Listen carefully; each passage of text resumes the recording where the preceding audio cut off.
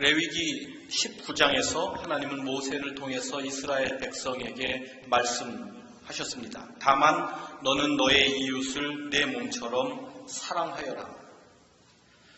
그런데 유대 지도자들은 그 말씀을 다음과 같이 왜곡했습니다.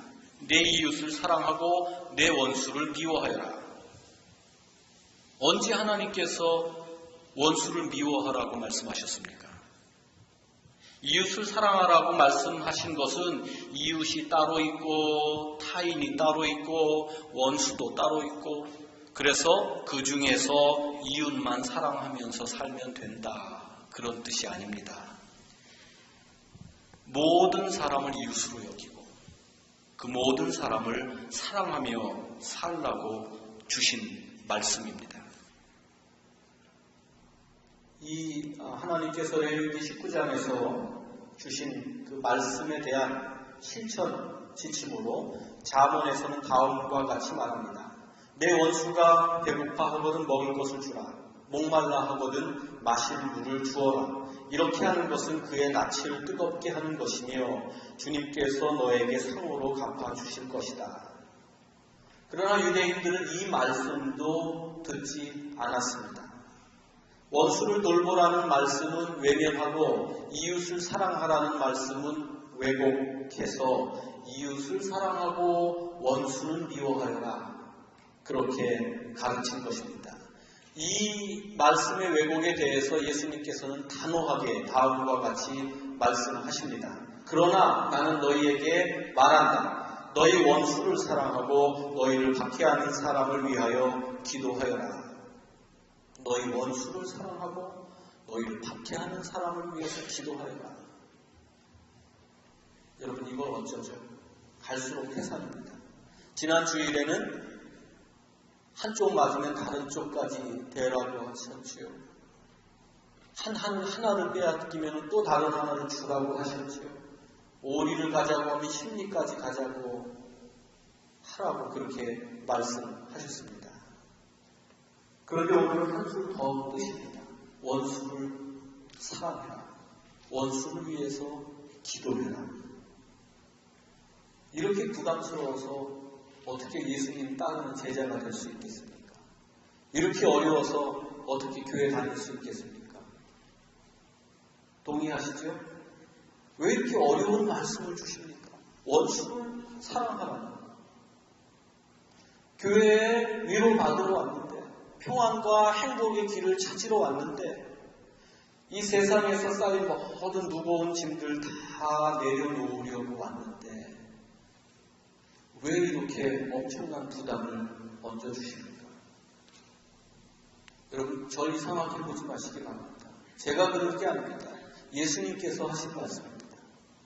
저도 어렵습니다. 그러나 교회 여러분, 예수께서 우리에게 행하라고 지키라고 주신 말씀들, 그것들은 결코 우리를 괴롭히기 위한 말씀이 아닙니다. 부모님 말씀이 잔소리 같고 그 말씀이 많은 경우에 멍해처럼 느껴집니다만 그 말씀을 잘 들으면 말씀이 보약이 되어서 우리가 훨씬 더 평안하고 행복하고 바른 인생을 살 수 있는 것처럼 예수님의 말씀대로 사는 것, 특별히 원수를 사랑하는 그 말씀이 결코 쉬운 일은 아니지만 그러나 그 말씀대로 살아야 참된 행복의 길이 펼쳐지는 줄로 믿습니다. 이 믿음을 가지고 이제 원수를 사랑하는 말씀의 깊이 속으로 성큼 다가가 보겠습니다.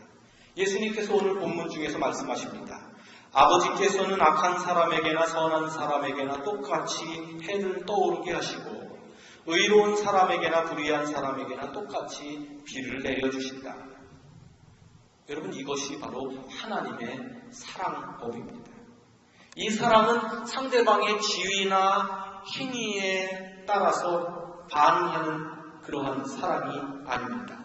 누구에게나 똑같이 베풀어 주시는 그러한 사랑입니다. 선한 사람이나 의로운 사람이 하나님 보시기에 하나님 마음에 얼마나 흡족하겠습니까? 악한 사람이나 불의한 사람이 하나님의 마음을 얼마나 아프게 하는 사람들입니까? 그러나 하나님께서는 양쪽 모두에게 똑같이 은혜와 사랑을 베풀어 주십니다. 이것이 하나님의 사랑법입니다. 사랑받을 만하기 때문에 주시는 사랑이 아니라 사랑받아야 하기 때문에 하나님께서는 모든 인간을 사랑하십니다. 그런데 우리의 사랑은 어떻습니까? 우리의 사랑법은 어떻습니까? 누구에게나 똑같이 베푸는 사랑이 아닙니다. 상대방이 준 것과 똑같은 것을 돌려주는 사랑입니다. 하나님의 사랑도 똑같은 사랑이요, 인간들의 사랑도 똑같은 사랑입니다만 하나님은 누구에게나 똑같이 사랑하시는 사랑이에요. 인간들의 사랑은 그것이 아니라 나에게 준 것과 똑같은 만큼만 돌려주는 그러한 사랑입니다. 상대방이 도와주는 만큼 도와주고, 상대방이 친절한 만큼 친절하고, 상대방이 베풀어주는 만큼 베풀어주는 사랑입니다. 믿지는 장사는 하고 싶지 않습니다. 더욱이 우리를 사랑하기는커녕 우리에게 해코지하고 괴롭히고 마음을 힘겹게 하는 그러한 원수들, 그런 사람들을 일방적으로 사랑하는 그러한 사랑, 정중하게 거절하고 싶은 것이 우리들의 마음입니다. 예수님 당시 유대인들의 사랑법도 지금 우리들의 마음과 별반 다르지 않았습니다.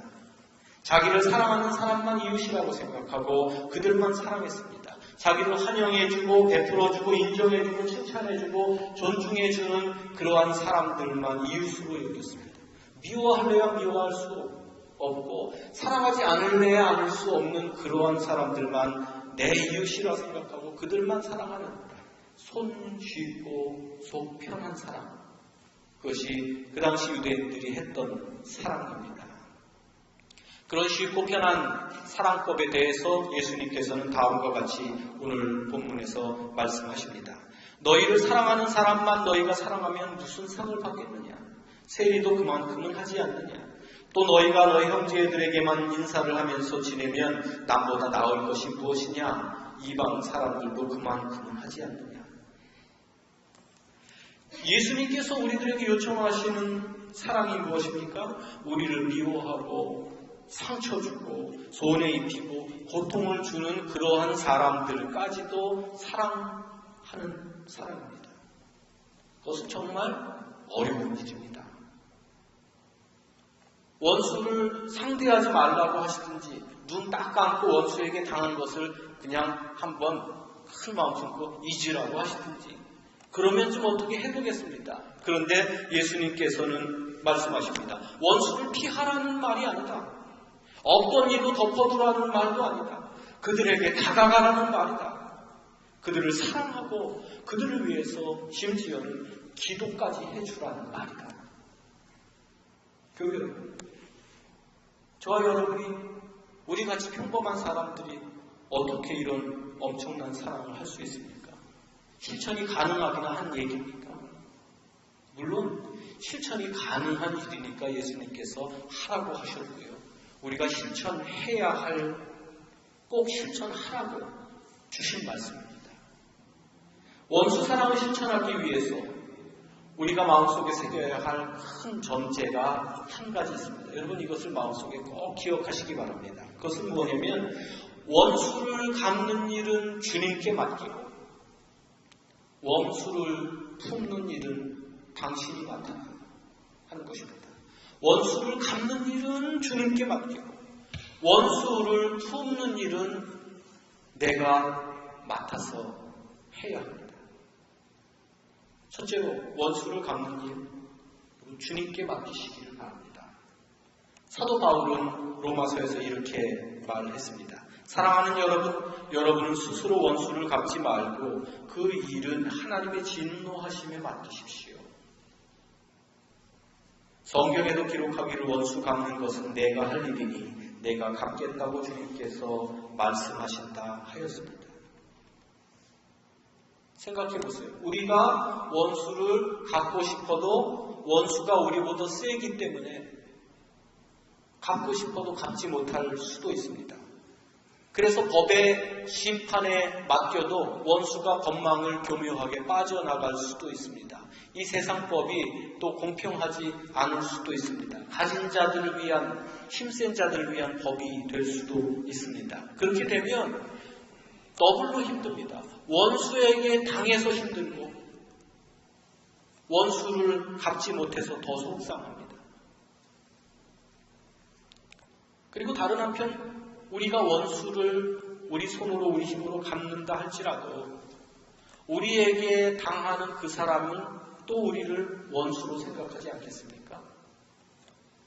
보복의 악순환이 반복되는 것입니다. 결국은 원수를 갚다 보면 양쪽 모두가 불행해진다는 말씀입니다. 그러므로 원수 갚는 일은 의로우신 주님께 맡겨드리는 것이 가장 좋은 방법입니다. 하나님께서 맡아주신다고 약속하셨습니다. 남의 마음 아프게 하고 남의 생활에 고통을 주는 일은 악한 일입니다. 의로우신 하나님은 결코 절대로 악을 방관하지 않으십니다. 그런 사람들을 내버려 두지 않으십니다. 하나님은 우리의 억울함을 헤아려 주시고 그리고 우리를 억울하게 한 사람들의 죄악을 당신의 정하실 때 반드시 심판하십니다. 그러므로 원수 갚는 일은 주님께 맡기시기 바랍니다. 두 번째로 원수를 품는 일은 우리가 맡아야 합니다. 서두에 말씀드린 잠언의 말씀을 다시 들어보시기 바랍니다. 내 원수가 배고파하거든 먹을 것을 주고 목말라 하거든 마실 것을 주어라.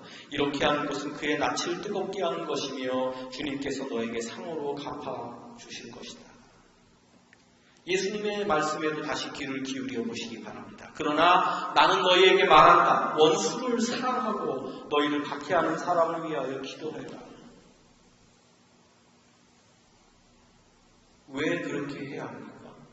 왜 우리가 원수까지 품으며 살아가야 합니까? 내 가족 사랑하기도 바쁘고 내 친구 챙겨주기도 벅찬데 왜 원수까지 품으면서 살아가야 합니까? 오지랖이 넓은 게 믿음입니까? 교회 식구들에게 잘해주고 가난한 선교지를 위해서 헌금하면 됐지, 그만하면 됐지, 왜 원수까지 챙겨야 합니까? 왜 그들을 위해서 기도해야 합니까? 왜 그래야 합니까? 왜 그래야 하냐면 그렇게 하는 것이 우리 자신을 사랑하는 길이요. 그렇게 하는 것이 우리 자신이 행복해질 수 있는 길이기 때문입니다. 여러분, 행복을 가로막는 세 가지를 꼽으라면 첫째는 불평입니다. 매사에 불만 품고 매번 불평하는 사람, 행복할 수 없습니다. 그런 사람들은 자족하는 법과 감사하는 마음을 회복해야 행복을 되찾을 수 있습니다. 두 번째로는 염려입니다. 매사에 걱정이 앞서고 매번 염려부터 하는 사람은 행복할 수 없습니다. 하나님께 모든 것을 맡기는 믿음과 기다리면서 인내하는 마음을 회복해야 행복도 회복할 수 있습니다. 그리고 셋째는 증오입니다. 용서하지 못하고 원망만 하는 사람, 사람은 품지 못하고 그 마음속에 증오만 품는 사람, 어떻게 행복할 수 있겠습니까? 잘 들으세요. 독을 품고 살면 살수록 사람이 독해지죠. 그런데 그 독이 누구를 해칩니까? 독을 품는 사람이 그 독의 피해자가 됩니다. 그걸 무기로 삼아서 누구를 어떻게 할 수 있는 게 아니에요.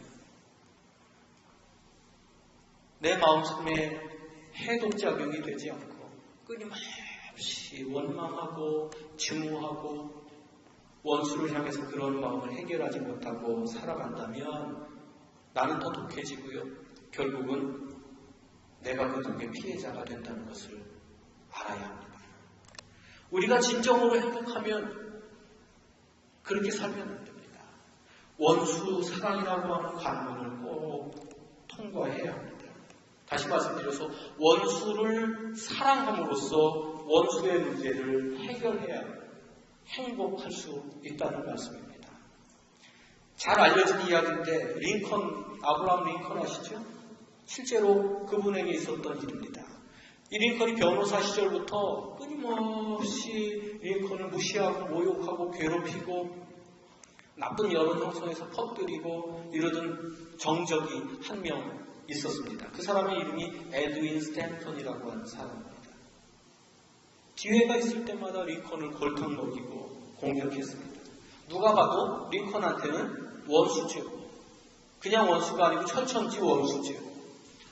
그런데 세월이 흘러서 대통령이 된 링컨은 내각을 구성하는데 그 에드윈 스탠턴을 국방부 장관으로 임명했습니다. 참모들이 들고 일어났습니다. 그걸 제고해달라는 것입니다. 그러면서 다음과 같이 얘기했습니다.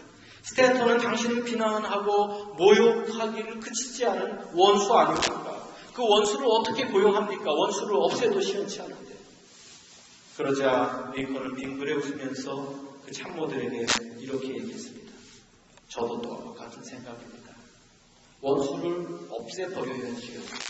그러나 원수를 없애버리라는 말은 원수를 죽여서 없애라는 말이 아니라 원수를 사랑으로 녹여서 친구로 삼음으로 원수를 없애라는 말 아니겠습니까? 그리고 그 말대로 그대로 실천했습니다. 이 링컨이 죽었을 때 가장 슬퍼했던 사람이 바로 이 스탠턴이라고 하는 사람이라는 후문이 있습니다. 어떻게 그런 마음을 가질 수 있습니까? 어떻게 해야 원수를 사랑으로 녹여서 친구로 삼을 수 있습니까? 사도 베드로가 베드로후서 1장 4절에서 말씀한 것처럼 하나님의 성품에 참여할 수 있을 때, 하나님의 성품을 회복할 수 있을 때 우리는 원수를 사랑으로 녹여서 친구로 만들 수 있습니다. 독을 회복할 수 있습니다. 사람이 하나님의 형상대로 지음받았다고 성경은 증언합니다. 하나님의 형상대로 지음받았다는 말이 무슨 뜻입니까? 하나님께서는 당신의 능력을 사람에게 주시지 않았습니다. 당신의 지식도 사람에게 주시지 않았습니다. 그래서 전지전능하신 분은 하나님 한 분밖에 계시지 않습니다. 사람은 감히 그렇게 될 수 없습니다. 그러나 하나님께서 당신이 가지신 모든 것을 준 한 가지가 있어요. 그게 뭐냐면 하나님의 성품입니다. 그것이 하나님이 당신의 형상대로 사람을 창조하셨다는 뜻입니다. 하나님의 성품대로 사람을 지으셨습니다. 다시 말씀드려서 하나님처럼 사랑할 수 있는 능력을 인간들에게 주셨다는 것입니다. 그래서 우리는 누리를 거둘 수도 없고 우리는 기적을 일으킬 수도 없고 우리는 하나님의 아들처럼 할 수 있는 일이 아무것도 없지만 우리는 하나님의 아들처럼 하나님처럼 사랑할 수 있습니다. 그런데 인간의 마음에 악이 들어왔지 않습니까? 그래서 죄를 짓고 살지 않습니까? 악이 무엇이고 죄가 무엇입니까?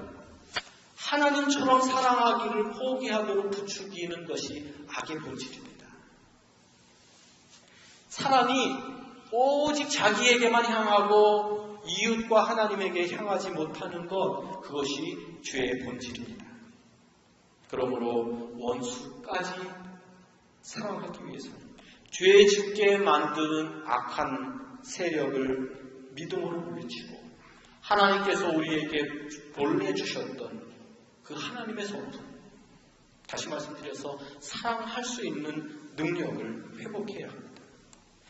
죄의 노예가 되어서 자기밖에 사랑할 줄 모르는 그 옛사람을 십자가에 못 박아버리고 그리고 새 사람으로 변화되어야 합니다.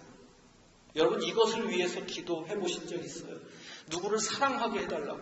물론 내가 당연히 사랑해야 할 내 남편, 내 아내, 내 자녀들, 이웃들, 교인들 말고 내 원수까지 사랑하게 해달라고 기도해 보신 적 있었어요? 이것 달라 저것 달라 열심히 기도를 했지만 하나님, 제가 하나님께서 주셨던 그 사랑의 능력을 회복하고 살게 해주세요. 하나님처럼 사랑하고 하면서 살게 해주세요. 그렇게 기도해 보신 적이 있느냐는 말씀입니다. 예수님은 너희를 박해하는 사람, 즉 원수를 위해서 기도하라고 말씀하십니다.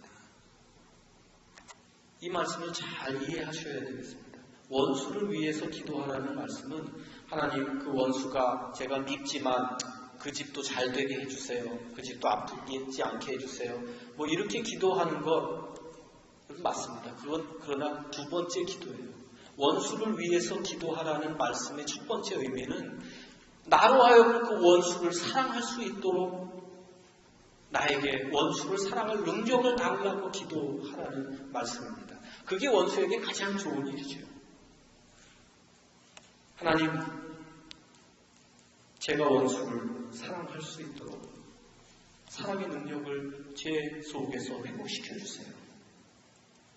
원수를 사랑할 마음이 회복돼야 진심으로 그를 용서하고 그를 위해서 기도해 줄 수 있는 것입니다. 이 원수를 사랑할 마음, 원수를 사랑할 수 있는 능력이 어디에서 옵니까? 자기 안에 있는 원수를 죽일 때 가능합니다.